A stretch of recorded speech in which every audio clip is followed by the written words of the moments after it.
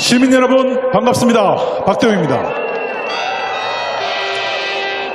일본 기시다 총리가 어제 전범들이 합사된 야스쿠니 신사에 참배했습니다. 자신들의 과거를 참회해도 모자랄 판에 여전히 침략 전쟁을 미화하고 있는 것입니다. 일본과 관계 회복을 위해 윤석열 대통령이 간이고 쓸개고 다 내준 게 불과 한 달 전입니다.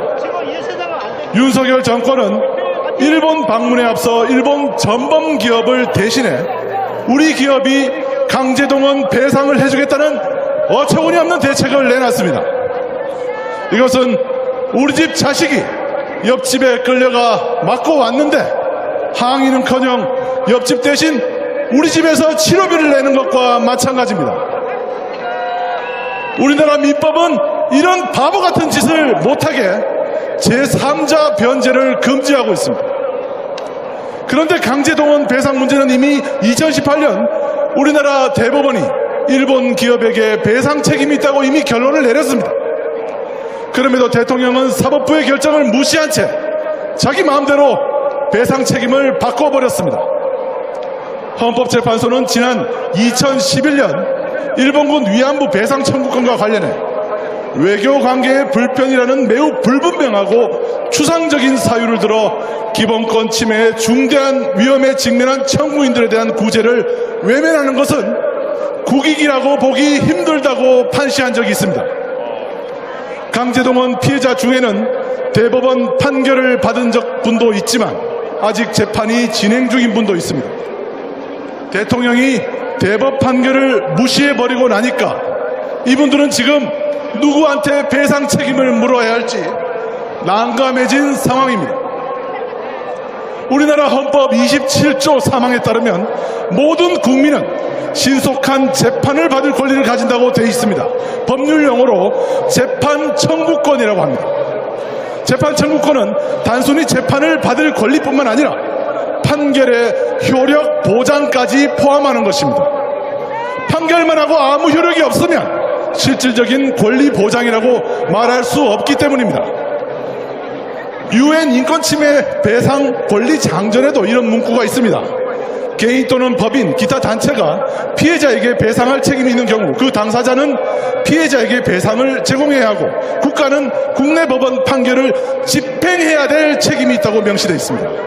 국가가 가해자를 대신해 갚아주는 것이 아니라 가해자가 배상할 수 있도록 국가는 집행의 의무만 있는 것입니다.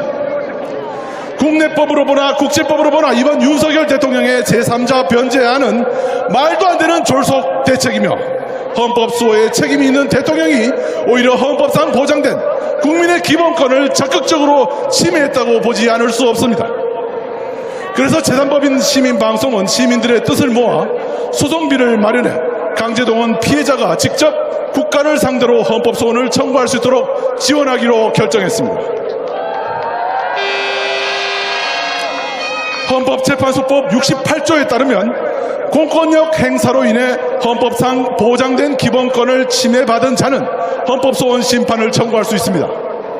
소송을 대리할 법무법인에서 한 달간 법리와 판례도 검토했습니다.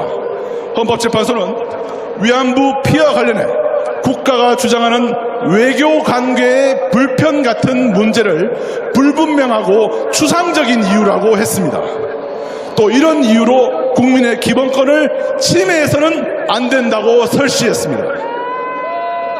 오히려 일본 정부가 피해자에 대한 법적 책임을 다하도록 하는 것이 한일 양국과 양국민의 상호 이해와 상호 신뢰를 깊게 하고 다시는 그런 비극적 상황이 반복되지 않게 하는 것이 진정으로 국익에 부합하는 것이라는 것이 헌법재판소의 기존 판례입니다. 이번에 헌법소원 청구에 참여하는 강제동원 피해자는 미성년자인 17살 때 일본 전범기업이 운영하는 호사카 광산에 끌려가 1년 넘게 강제동원을 당한 뒤 지난 1984년 환갑도 되기 전에 돌아가신 분입니다.